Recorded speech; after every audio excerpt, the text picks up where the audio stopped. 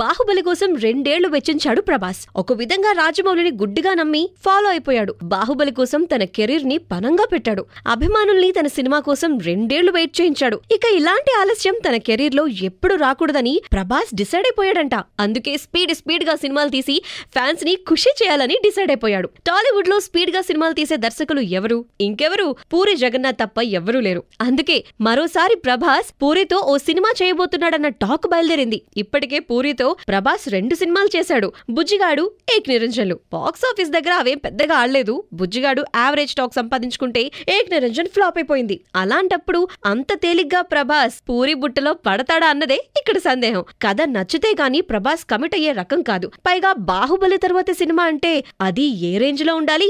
అందుకే ప్రభాస్ పూరి విషయంలో ఆచి తూచి అడుగులు వేస్తున్నాడంట. సినిమా చేస్తాను కానీ అంటూ కథ విషయంలో కండిషన్ పెట్టినట్టుగా టాక్. ప్రభాస్ దృష్టి ఇప్పుడు టెంపర్ పైనే ఉంది. వరుస ఫ్లాపులతో ఉన్న పూరి జాతకం టెంపర్ డిసైడ్ చేస్తుంది. ప్రభాస్ కూడా ఈ సినిమా చూసే తన నిర్ణయం చెప్తానన్నాడంట.